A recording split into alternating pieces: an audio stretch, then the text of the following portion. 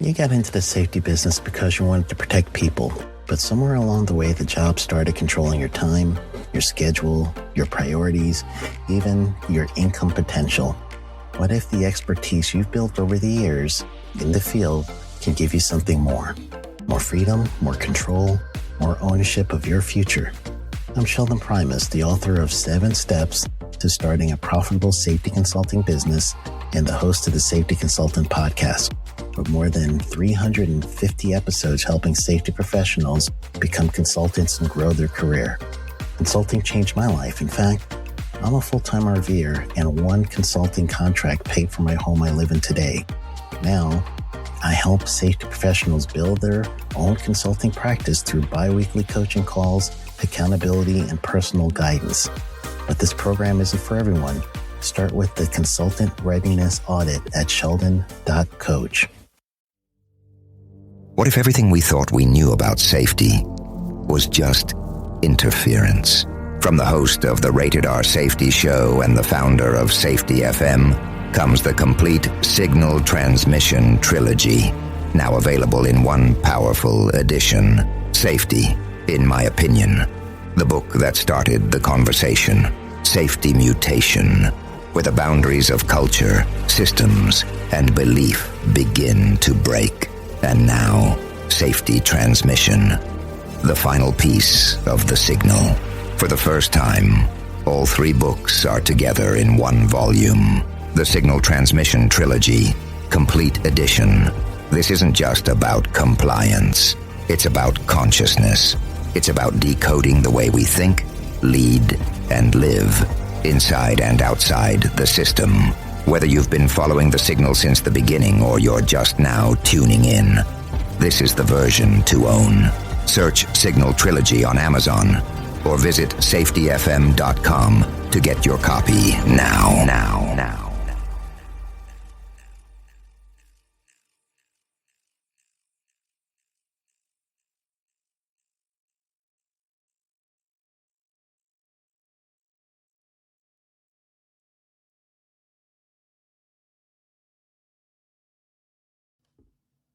Hi, this is Jim from Safety Wars. Before we start the program, I want to make sure everyone understands that we often talk about OSHA and EPA citations, along with some other regulatory actions from other agencies, legal cases, and criminal activity. Everyone is innocent until proven guilty in a court of law. Proposed fines are exactly that, and they are often litigated, reduced, or vacated. We use available public records, news accounts, and press releases. We cannot warranty or guarantee the details of any of the stories we share, since we are not directly involved with these stories, at least not most of the time. Enjoy the show. This show is brought to you by Safety FM.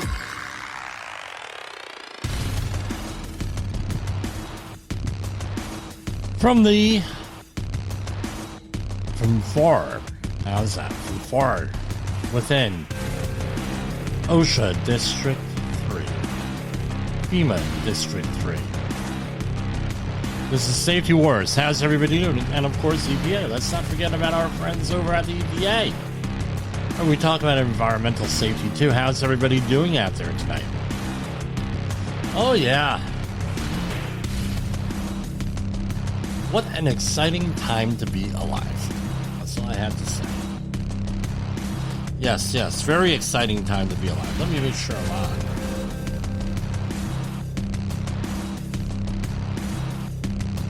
Who knows? It's hard to tell sometimes whether I'm on. Hold on. Well, yeah, I guess so. I'm on safetyfm.com live.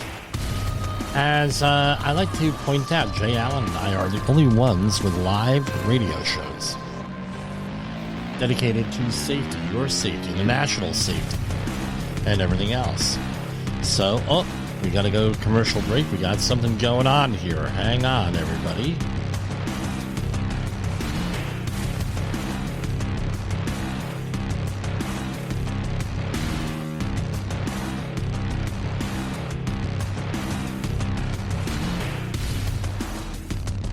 Have you listened or watched the Safety War Show?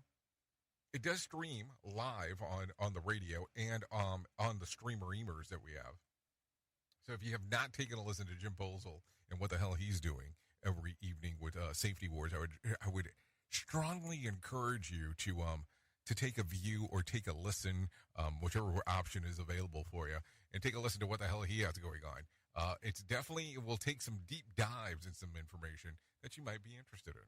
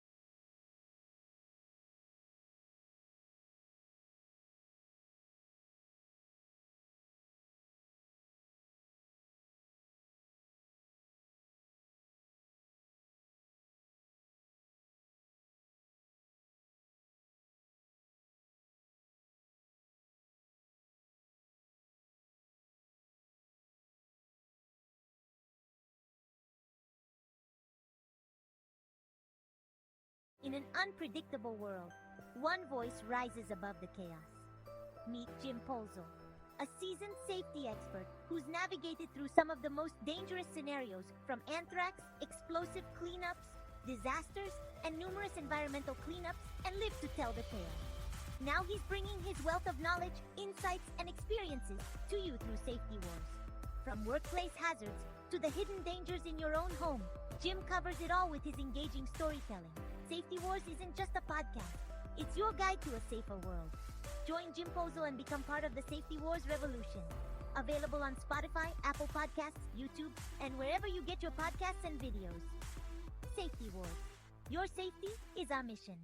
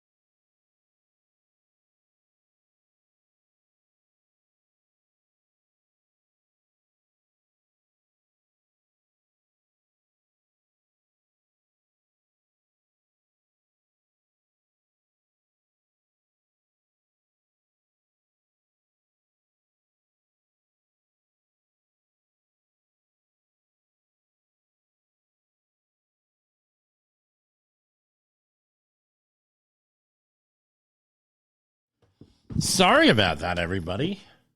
We had a situation come up. I hate it when that happens. I didn't have anything ready to go. But exciting times to be alive, I'll say that much. Here with Safety Wars, with the nation and everything else. We're working on some projects here. Now we're going to try to get Jay Allen on the program here. He's right now indisposed on a project up north. I'm not sure whether he publicized where he is or not, but he's up north, hanging out with everybody. Here, hold on. All right. You know, we got all this wireless stuff here. I hate it. People say, well, Jim, why do you hate wireless stuff? Wireless stuff is so good. All right. Well, it's because when you have multiple wireless things going on, it interferes with everything. But that's not what I'm here to talk about, is my woes. I'm here to talk about what matters and to the safety profession and everything else. So today is May Day, right? May 1st. And there's always a lot of questions out there. I'm finding out, especially with the younger crowd, for lack of a better word, I can say that now, those young whippersnappers out there, with the younger crowd, how history is often lost. And the question comes out always, why is it important that we study history? One, to learn from it so we don't repeat the past. Ben Franklin was, and a lot of people, Lord Acton has always said, those who is quoted as saying, those who do not learn from the past repeat it. I believe it was Ben Franklin who said, history doesn't repeat itself, but it does rhyme, right? With things. And to avoid. The other thing is this, Sun Tzu, right? Know thyself, know thine enemy, because yourself is the enemy. Or know thy enemy, know thyself. I heard it said both ways. So often, this program that we do, we revisit some of the historical things and explain what they are, where they go back from. No, I like to do some dives. That's what they are. And how is this related to safety? Is this a lot of the progressive movements from the late 1800s in this country eventually manifested themselves into OSHA, the Department of Labor, some other stuff. No, the labor movement in general. So that's one of the reasons why we revisit it. We don't know where we came from, possible where we're going, and how could we improve? How could we're always about improving things. But anyway, sometimes we improve things for the better, or sometimes we improve things for the worse, at least initially. And so May Day, right? So we're going to, I might as well just go for it. And we haven't used this in a long time. Do I even have it anymore? All right, let's go. The Safety Wars exclusive here. Safety Wars, right? The history and legacy of May Day. So, you're listening to us, the voice of the people, Vox Populi. That's what Safety Wars tries to be. We're always on the front line and in the fight for what's right. You know me, I'm Jim Polzel. And today we're doing a special report that dives a little bit into the history, the controversy, and the legacy of May Day, a day born from bonfires and blossoms, but hardened by blood, bombs, and the battle for labor rights. Most people hear May Day and think spring festivals, maypoles, and flower crowns. And that's all part of the truth. In ancient Europe, May 1st was all about fertility and seasonal renewal. Think like the Celtic festival, Beltane, or the Roman Floralia. Bonfires lit the sky and the earth was alive again. But cheerful spring celebration took a sharper edge in the 19th century. As workers across industrialized nations faced brutal hours, dangerous conditions, and no real protections, enter the labor movement, and with it, the transformation of May Day into what we now call International Workers' Day. In 1886, U.S. labor unions organized a nationwide strike demanding an 8-hour workday. In Chicago, things turned deadly. That peaceful protest became the Haymarket Affair, and it changed everything. On May 4th, 1886, a crowd gathered at Haymarket Square in Chicago. Workers, anarchists, and union leaders were there to protest police violence from the day before. The rally was peaceful until someone, to this day still unknown, threw a bomb into a line of police officers. The explosion and the chaos that followed left 7 officers and at least 4 civilians dead. Police fired into the crowd. Panic erupted. In the aftermath, 8 labor activists were arrested, even though there was no evidence tying them to the bombing. 4 were hanged, 1 committed suicide, and 3 were later pardoned. That tragedy became a rallying cry. Just a few years later, the Second International, a global socialist group, declared May 1st as a day of honor, a day to honor those martyrs, and to stand united for workers' rights. Over the decades, communist and socialist countries like the Soviet Union, China, and Cuba embraced May Day with military parades and political speeches. That association made it controversial in the U.S., where fears of communism were high, and in my opinion, should have remained pretty high, right? The biggest threat that we have nowadays is the threat of worldwide communism, the resurgence of it. And so, in 1894, America created a separate, safer holiday, Labor Day in September. But make no mistake, May Day didn't die. Today it's observed around the world by labor unions, workers, and activists who still demand dignity, safety, and fair pay. It's a day of memory and a day of action. This May Day, take a moment to remember the history. From pagan fires to factory floors, from Chicago streets to global rallies, to fight for workers' rights, and I'm going to say this, and for safety. It didn't end then. It's alive, and it's ours to win today. That safety war that we're always fighting is ours to win. We just got to make the choice to win or to lose. So, this is Jim Posel from Safety Wars. Come back here, stay safe, stay informed, and stay in that fight. Safety Wars, your light in the night. And we're going to go into our regular program.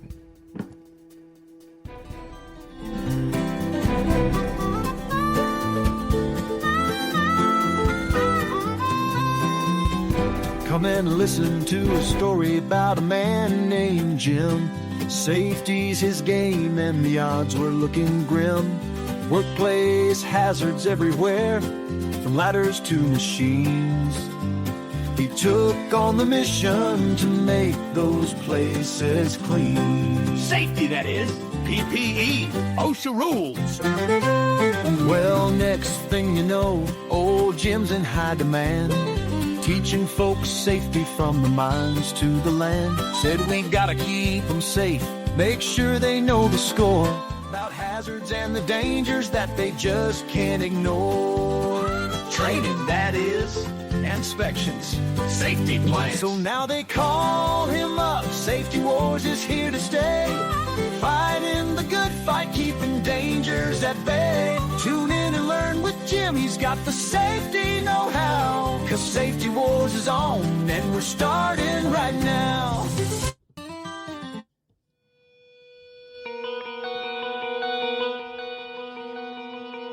So, I guess we'll call this the restart of the show.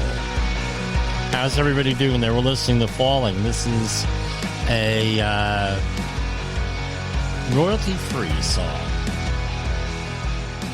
It's funny, after you deal with royalty-free music, you start to hear it on other venues, right? Other shows. But so, recently Nevada kicked in, they had a heat stress program, right? The heat illness prevention requirements in their OSHA regulations in Nevada OSHA. Now, everything in from the federal government is on hold. I don't believe any action has happened here with the heat standard, right? And I don't know how it's on hold, up for review. But that does not mean that OSHA does not have the National Emphasis Program on outdoor and indoor workplace heat-related hazards. Right? This program has been extended to April 8th, 2026. And employers should take this opportunity to review and update their workplace safety and heat illness prevention programs. Unfortunately, they're using the general duty clause for this, and essentially the general duty clause, as everyone knows, even though OSHA was set up and everything was set up to everything has been set up, right? No, you can check out the labor laws and everything else and legal cases that OSHA is a preventative type of thing. You're supposed to prevent accidents and injuries. But often what happens, especially with the General Duty Clause violations, it's an ex post facto. It's in response to an actual incident, injury, and everything else. So I'm going to share with you folks the yeah, let's see, share screen, and right here is the OSHA instruction, and this has been extended out to 2026. And this instruction describes policies and procedures for implementing a national emphasis program to protect employees from heat-related hazards and resulting injuries and illnesses in outdoor and indoor places. This national emphasis program expands on the agency's ongoing heat-related illness prevention initiative and campaign by setting forth a targeted enforcement component and reiterating its compliance assistance and outreach efforts. This approach is intended to encourage early interventions by employers to prevent illnesses and deaths among workers during high heat conditions, such as working outdoors in a local area experiencing a heat wave, as announced by the National Weather Service. Early interventions include, but are not limited to, implementing water, rest, shade, training, and acclimatization procedures for new and returning employees. We'll talk more about this later on. So that's from signing the old OSHA administrator, Douglas Parker. And you could go through here. Right, this was related to Executive Order 14008. I'm wondering if that's one of the ones that Trump had rescinded back in January of this year. And this is how this goes through. And the instruction shall be offered for no more than 3 years from the effective date. Pardon me. Unless canceled or extended by a superseding directive. So this has been extended out there. And you can go and check this out. We won't go into detail. But the bottom line is this. Work, rest, shade. Not that hard, folks. Work, rest, shade. Now, if you're a worker, this is what I'm going to tell you. And I've worked in the majority of my career in mobile crews, like hazmat, emergency response, that sort of thing. And now right now I'm working a cleanup in Region 3. I'll leave it at that. And a longer-term cleanup. And one of the things I tell people, especially if you're on an emergency response crew, whether you're a first responder or a second responder. So your first responder, we know what those are: police, firefighters, EMTs, hazardous materials response agencies like a lot of counties have. And, right, we know that. What are the second responders? It's people that get there after the first responders to help with the ongoing cleanup. Some would argue there's also a tertiary responder, a third level. Right? So you get a phone call, you show up in the field, and what do? I'm going to tell you this. You have approximately 3 to 4 hours, basically.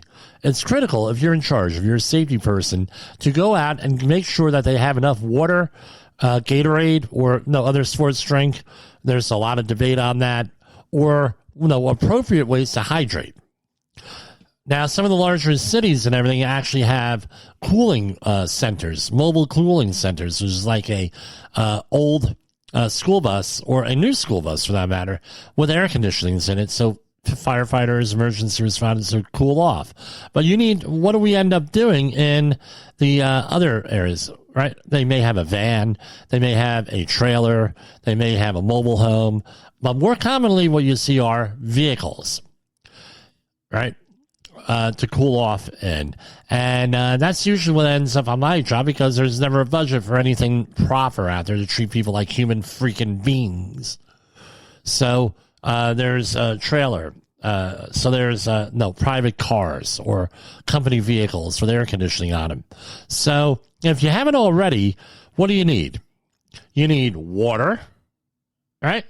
cool water, something like no, they say never very cold water because people have gotten sick of drinking ice cold water. Drink ice water. Well, guess what? There's a lot of people out there who cannot drink ice water. I'm one of them. Sensitive teeth. You put the ice water in, and then all of a sudden it's like getting a root canal. So water roughly 57 degrees Fahrenheit, like a stout. Or a dark beer, like 55, 57 degrees Fahrenheit, something like that. You want to avoid alcohol, but you want something about that. So they could go and drink that cool water. That's what I recommend. But do whatever makes the people feel comfortable because they're miserable, because they're hot, and they got to stay hydrated. The advantage of using some type of electrolyte replacement, I mentioned a brand name before, but, there's like thousands of them out there. The advantage of using those is that it encourages drinking. How's that? Right? So it encourages drinking more water and keeping you more hydrated.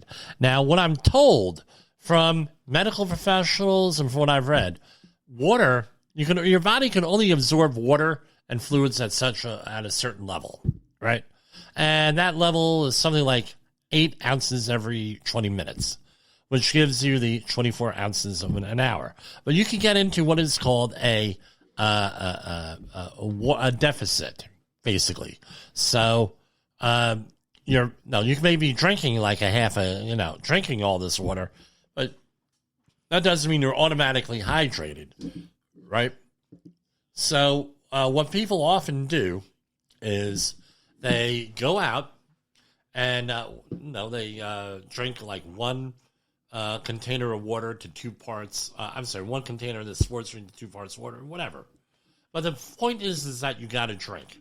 Way back in the day when I was doing a cleanup in the desert, right, was for a rocket fuel cleanup.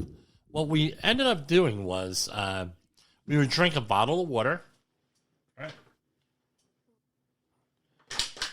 when we got up in the morning. Oops. We would drink a bottle of water when we got up in the morning. Then, on the way to work, the job site, we drink like another bottle of water. And then when you get to work, you got to go to the bathroom. That's obvious. More on that in a minute. And then what happens is you go in about your day and you're constantly drinking. And if you're in PPE, personal protective equipment, once you get above like 70 degrees Fahrenheit, 65 degrees Fahrenheit, you better make sure you're hydrated. If you're a worker, bring your own stuff. Don't rely on your company, especially in the first day of a project, an ongoing cleanup, removal action, remedial action, whatever we're calling it. I tell you what, the safety people, they're often told at the last minute, may take a couple of days to get their crap together. Always bring your own water. Bring like 2 gallons of water, something to drink.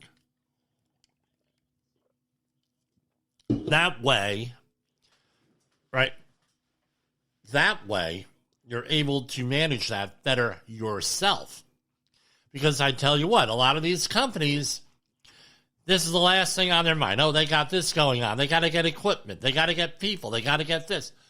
They have all this other stuff. They don't have their Guvno together. So bring your own. I'll even say this.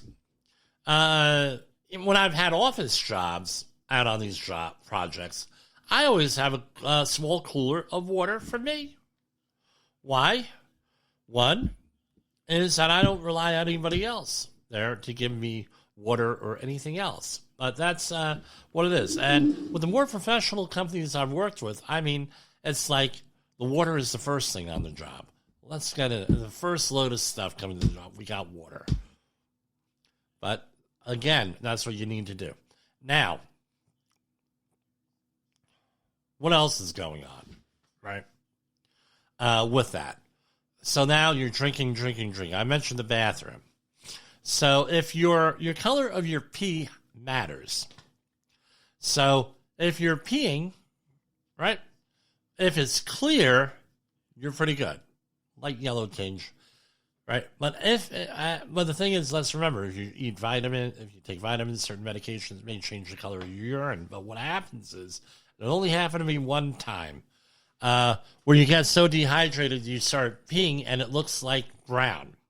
That means if it's dark, almost bordering on brown, then you have a problem. You have a heat-related emergency, and that's when you got to drink water. In my case, what did I do? We happened to have a shower on the job.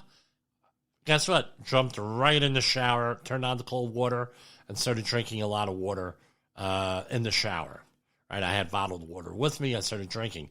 Now, the ubiquitousness of bottled water has helped the situation out with hydration. Because it used to be, back in the day, they get the low man on the totem pole to do or the safety professional to do those darn water coolers. But guess what? I explained financially to a client why it was cheaper to get individual bottles of water. And they said, well, now we got to spend money. I said, they're $3 a case across the street. They're a 5-gallon case. Really? Yeah, really. Did you price it out? Versus paying a man for 2 hours to mess around with water coolers. Then you got to worry about whether they're clean, whether somebody sabotaged them, and everything else on top of it. Not worth it, dude. Not worth it. Oh, I see what you mean. And how about we get the water coolers with the big 5-gallon jugs on top? Yeah, that would be even better. That might be really good that we do that. But now we have an issue of housekeeping with it. But we can manage that. That's a hell of a lot easier to manage.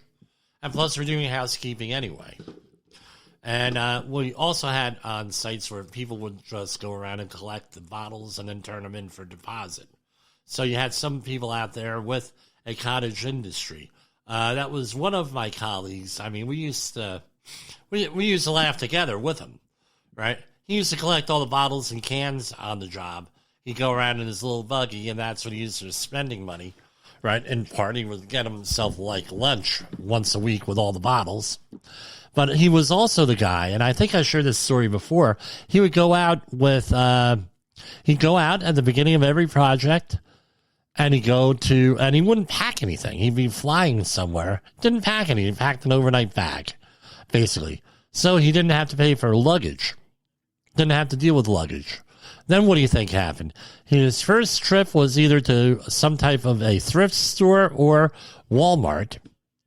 He'd go in there and buy his entire wardrobe, everything. Then at the end of that would be a write-off to the IRS.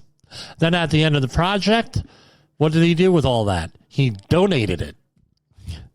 He got another write-off from the IRS. So it was pretty funny. And I said, dude, you have an office job? He said, yeah, but I got my write-off from the IRS. I said, well, I don't know there, dude. I don't think, that's like an abuse in the system. I think you're going to have a problem. I would never do that. I'm telling the IRS, I would never do that. Right? Unless I had PPE or it was like a real dirty job, and I've done that. I mean, there's uniform places all over the internet, right? And yes, when I've been on dirty, quote unquote, dirty jobs, what have I done? I've gone out and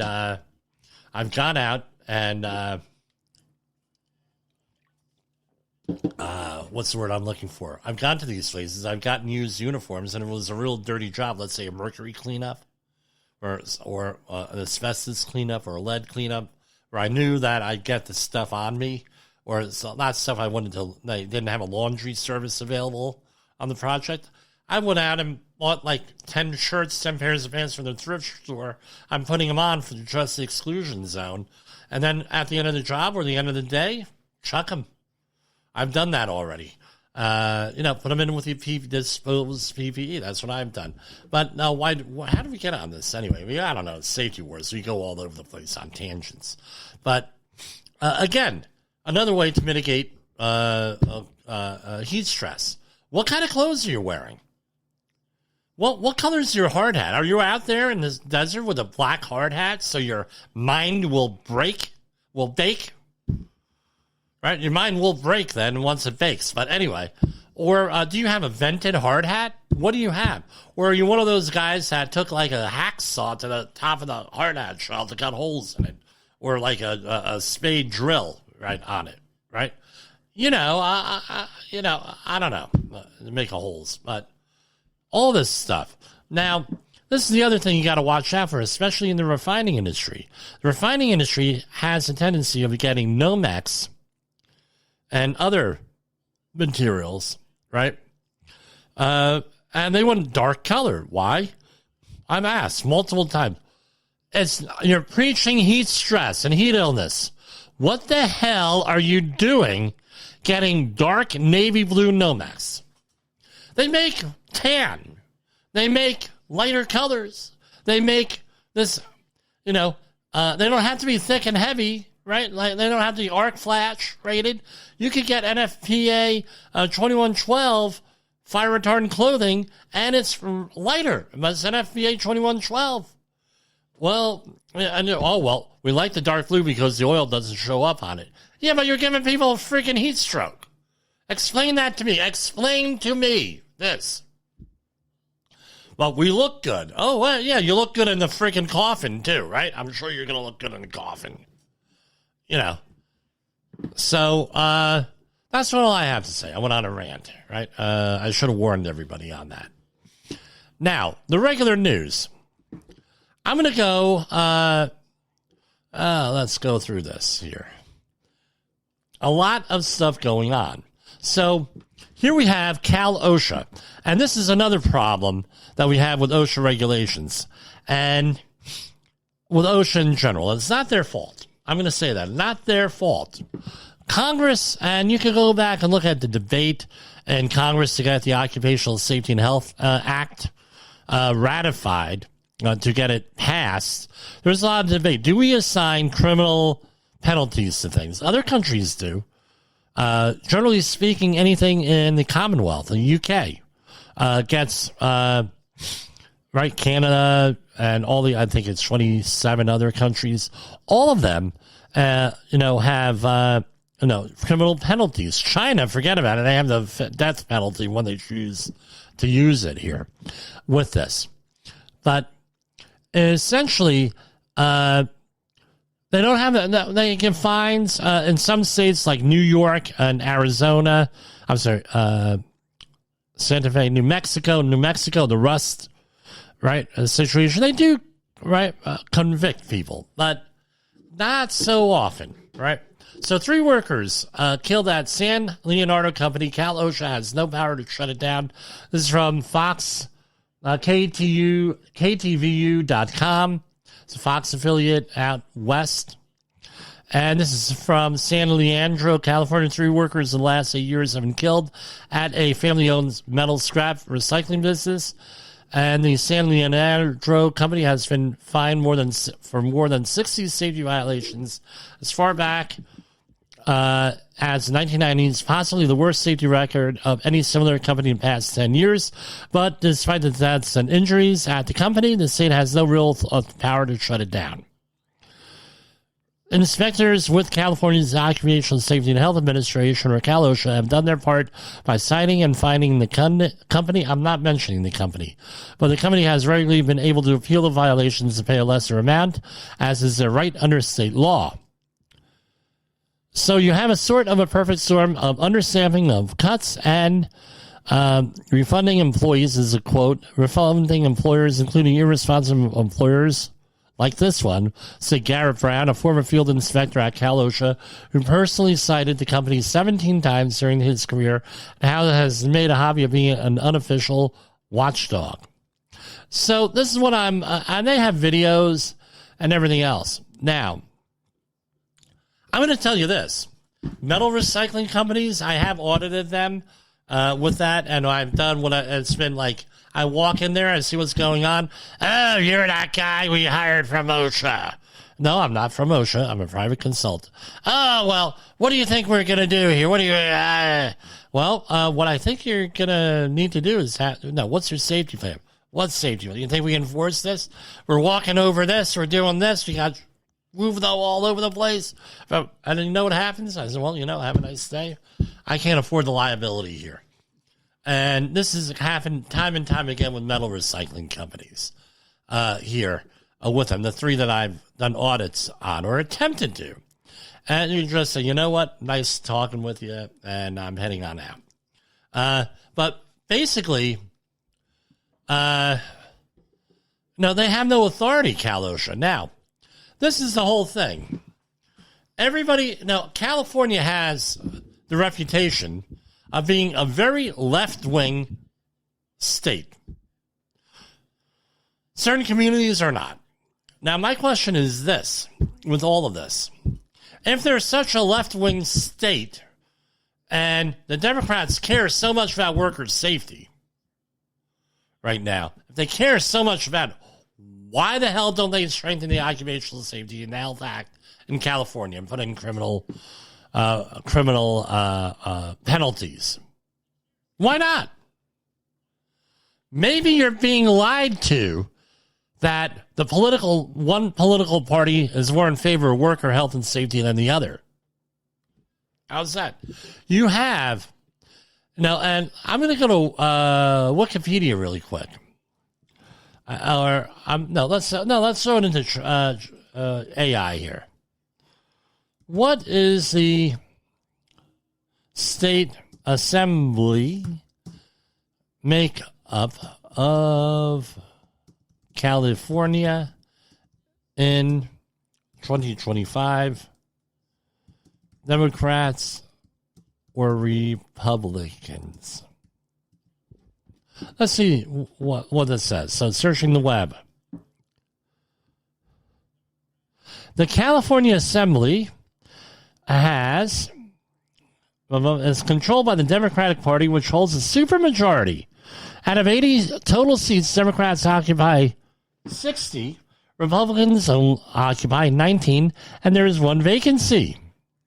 The supermajority allows Democrats to pass legislation requiring two-thirds vote, such as tax increases and constitutional amendments, without needing Republican support.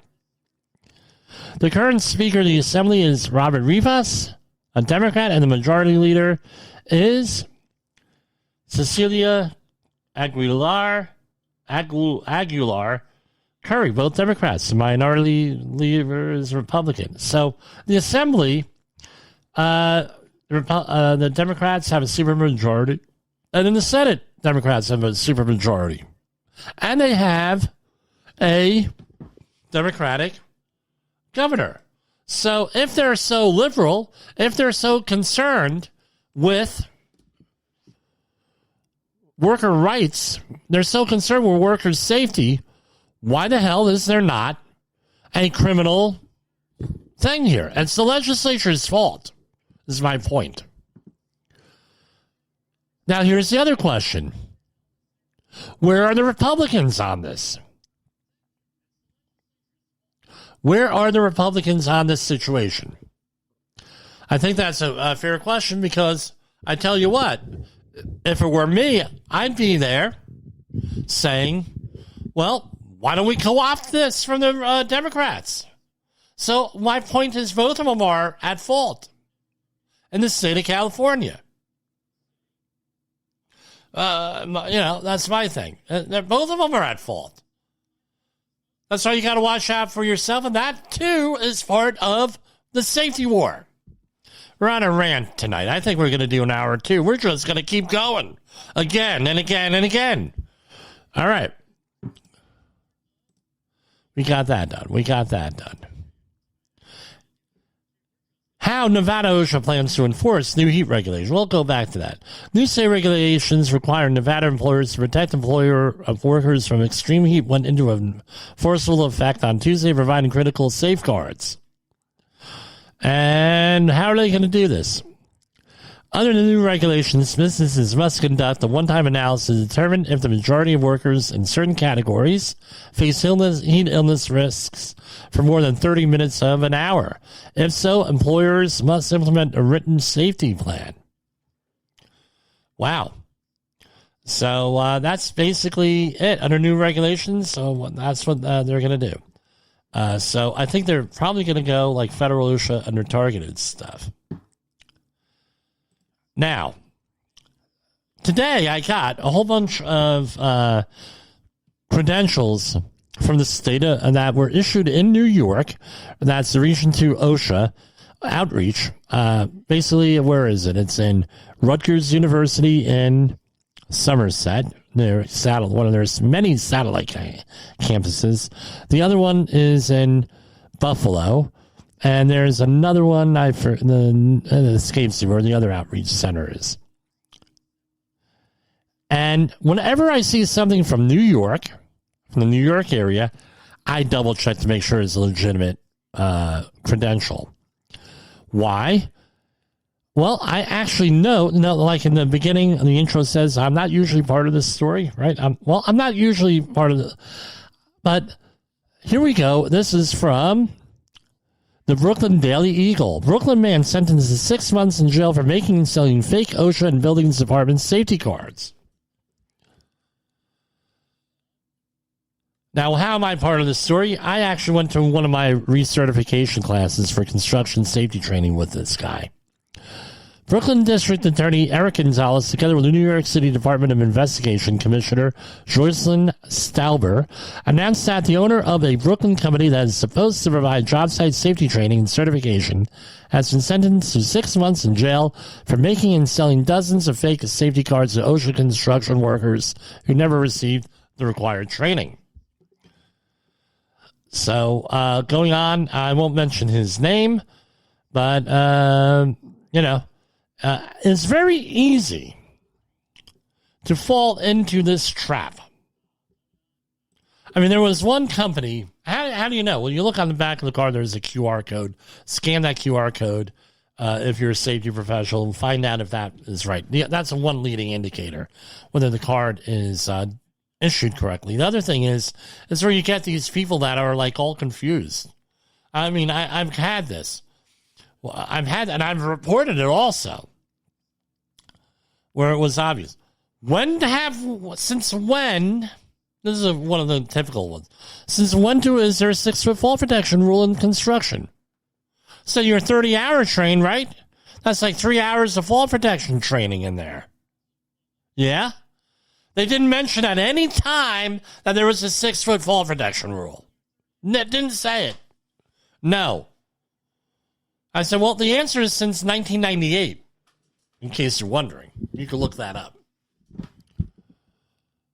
Oh, well, they don't enforce it. Well, then perhaps you need to go back to your former project, your former job site, and ask the safety professional and management why they were not enforcing federal law, why they were not complying with federal law.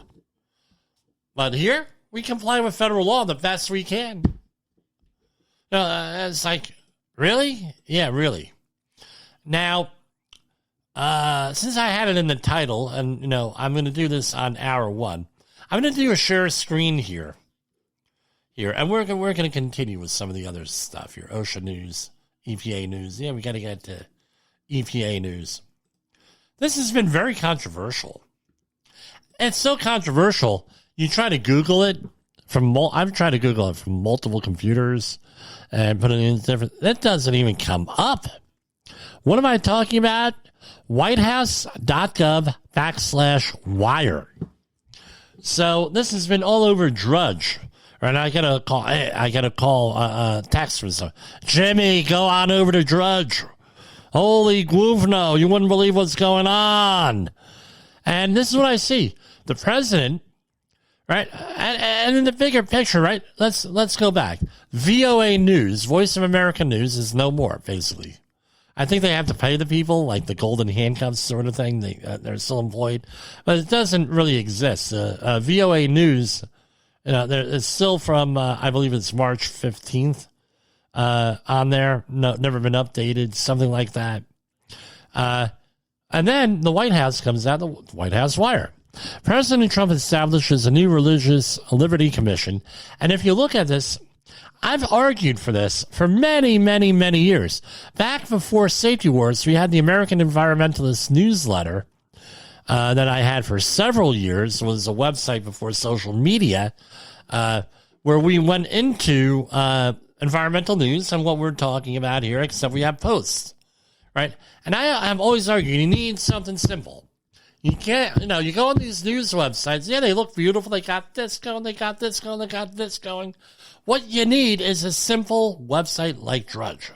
That's what someone should put together. I said that for years.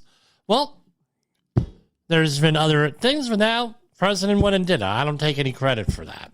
But, very simple. And what this does is, and I'm not going to click on any of this, it is a pro-White House website. From what it looks like, it's only been around for one day. And it is links to other websites. I believe they call this a meta website, right, that collects other links for other websites. And you can go in here, and here we have Trump, private sector invested nearing $8 trillion since I took office. And this takes you over to Breitbart. Right, that's one of the more right-leaning places there. By the way, just for full, complete disclosure, I saw Breitbart, right, before he passed away under suspicious circumstances. Andrew Breitbart, at his last real big public appearance, I got to talk with him for about 30 seconds here. And a lot of what we do is what Breitbart did here on Safety Wars, which is get into your face a little bit. Talk about the uncomfortable things in the safety field. That's what we do here. So this is it. I mean, you can't even find this on Google. They won't direct it to you. So it's almost like a shadow ban of some sort at this point. And here you have, right? J.D. Vance speaks at a Nucor steel plant in South Carolina. Right, this is right off a YouTube link. And the administration has been using social media primarily to spread their message. And this is another example of something very similar to that. Now, you can say, well, this is horrible. This is terrible. This is shocking. Jim, you shouldn't be covering this. You go back and all the press releases that I discussed before when Joe Biden was in there, and virtually every press release that was issued by the president was, this was paid for by, the big one was the American Infrastructure Funds, right, Act. Here, I have a picture of a sign right here. Hold on. Here, I'll get the exact verbiage here. Hold on.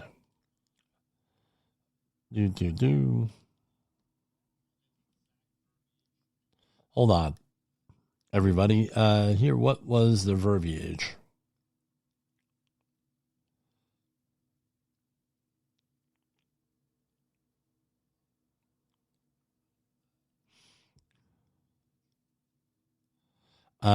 Right, so this actually happened at a lot of the jobs, hold on, that I've been on. Here it is. Okay. This project was funded by President Joe Biden's bipartisan infrastructure law. How many times have we seen that? Right? How many times have we seen that out there? Right? On every one of those press releases. So the administration, doesn't matter what it is, uses the apparatchik of the government, whatever they're in charge of, to promote themselves. The only difference here is that Donald Trump is being overt about it. Everybody else is being pretty covert about it.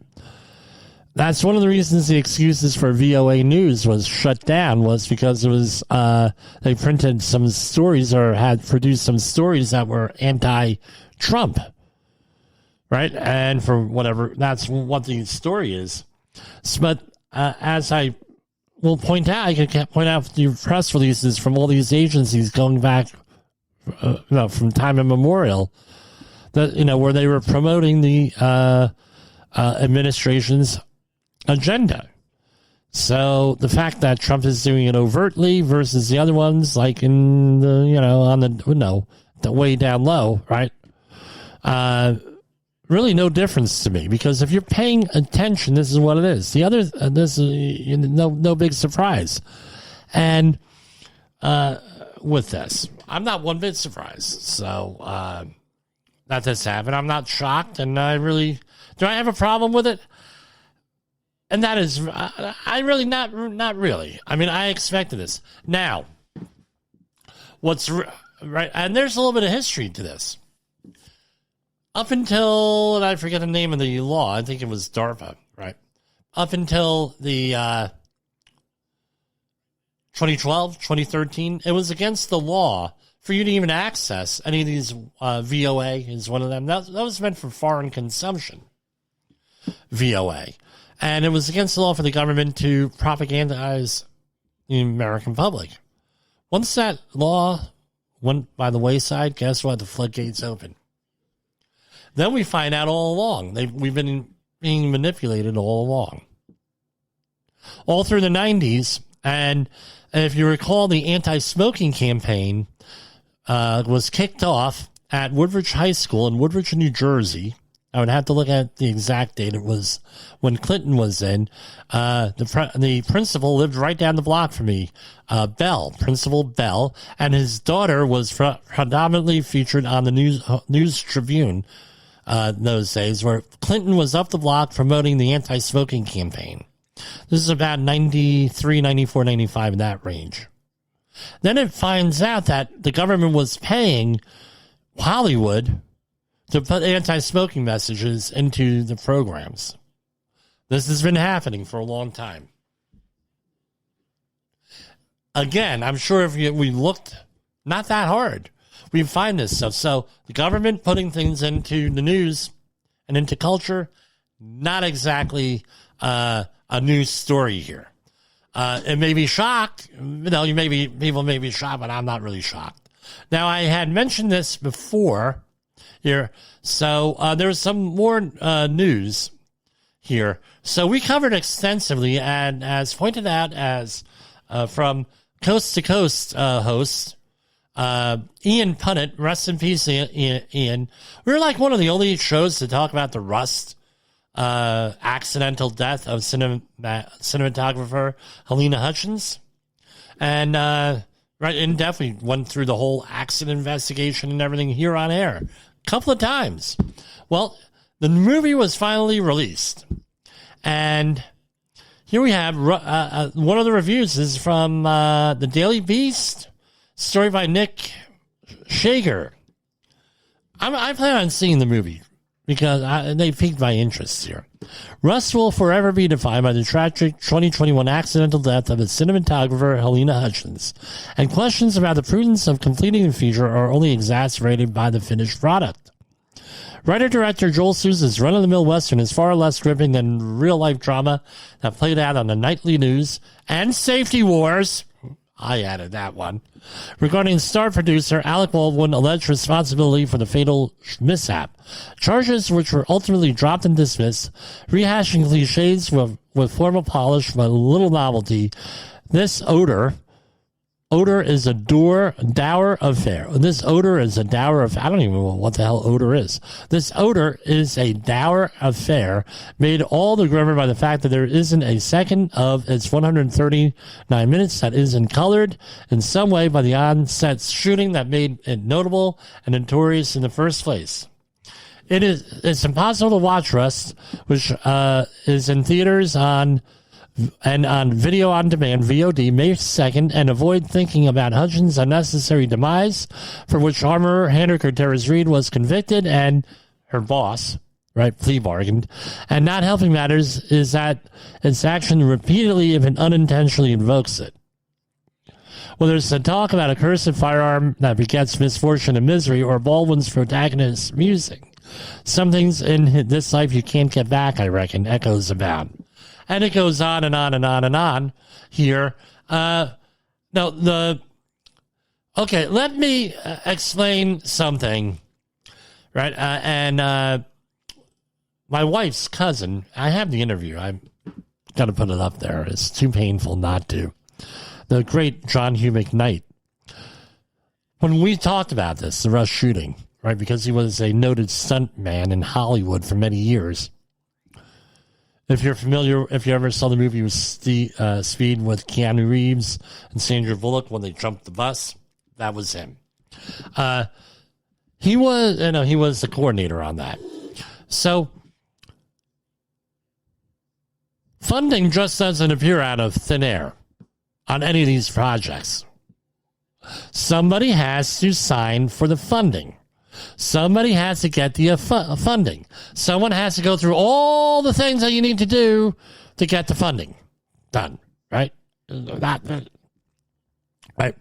That's common sense. You want a movie, costs millions of dollars, you got to get funding. You don't complete the meeting, the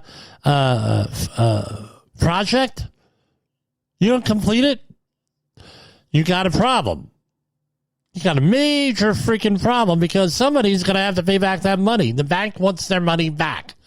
Even if you don't go through a bank, somebody who's financing that wants their money back. And the legal argument could be they got the money under false pretenses. So who's the person out there who thought that they would not complete the movie?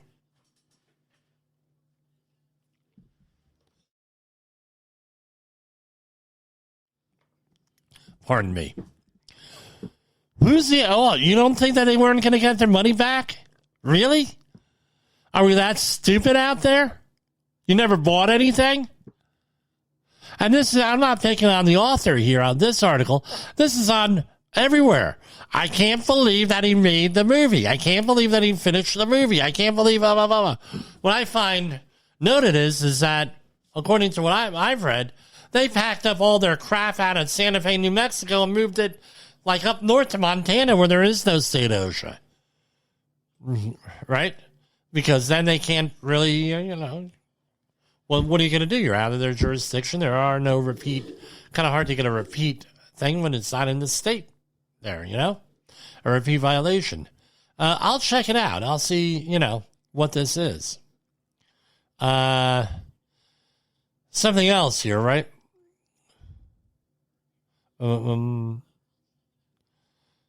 Now, there's some other Alec Baldwin news. I mean, gossip and everything else. They're promoting Hilaria. I believe that's how you pronounce it. If I'm not pronouncing it correctly, I apologize. Hilaria Baldwin coming out with an autobiography with this. It might be a good read for those people who like those things. Here we have an article from Newsweek published today. What happens when teachers are replaced with AI? This school is finding out. And this is from Brownsville, Texas, just across the border with Mexico. Looks like any other elementary, middle school in that chaotic period before the morning bell. Groups of tousled boys and girls trickle, saunter, and dawdle into a nondescript building where they will spend the next few hours in theory learning. Right? These kids, though, seem more jubilant than might be expected for a Tuesday morning in April. The days of dodging class or suffering from a lack of motivation appear to be a thing of the past at Alpha School, a private pre-K through 8th grade institution that utilizes personalized artificial intelligence teaching the entire day of the core. I tell you what, bad idea. Bad idea, the way this is going on. AI is not a person. Right? AI is not a person. All right, so some war news. Here's what's in Trump's Ukraine minerals deal and how it affects the war. This is an article by Ivanka Katasuvka and Victoria Butenko from CNN. Looks, and then they got a picture. I can't share the screen because, I'm not licensed to do that, but the picture that they have looks like something out of Gold Rush here, a Discovery series. Ukraine managed to wrangle some more favorable terms out of the U.S. Before signing the long-awaited minerals deal on Wednesday. The agreement on natural resources was struck late on Wednesday after weeks of tense bargaining that at times turned sour and temporarily halted Washington's aid to Ukraine. Kyiv eventually convinced U.S. President Donald Trump to drop some of his key demands, but failed to make American security guarantees part of the agreement. Well, what the idea is this. You have American contractors over there, American countries. Russia's not going to F around. We'll see. And, the fact of the matter is that now America was thinking that America has to supply some security over there. We'll see. Washington initially demanded a $500 billion share of the company Ukraine's rare earths and other minerals in exchange for the aid it had already provided to Kyiv. And then when Zelensky rejected the idea, Trump called him a dictator. Instead, the agreement that was inked on Wednesday says the future American military assistance to Ukraine will count as part of the U.S. part of the U.S. investment into a joint reconstruction investment fund that will be used to pour money into Ukraine's natural resources. Crucially, the deal does not call for Kyiv to reimburse the U.S. for aid it's already received. I think that's a mistake, but, again, no, we'll see how this works out. So we're not going to talk about that. All right, we're going to have two stories here.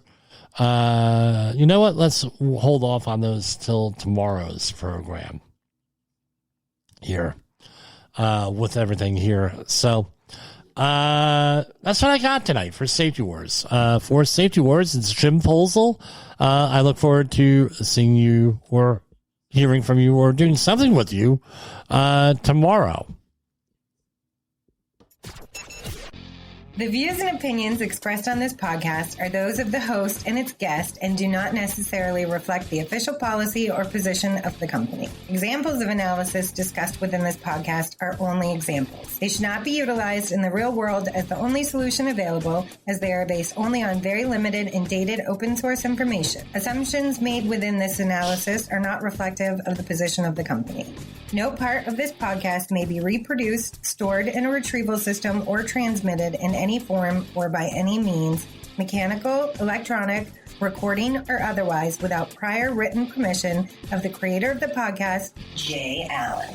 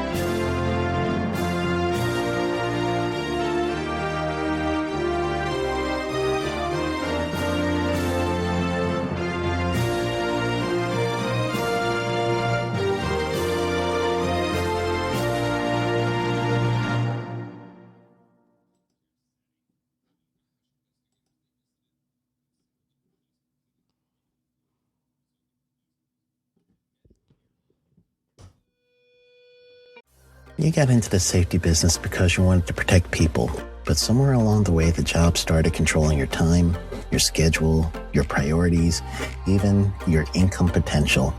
What if the expertise you've built over the years in the field can give you something more?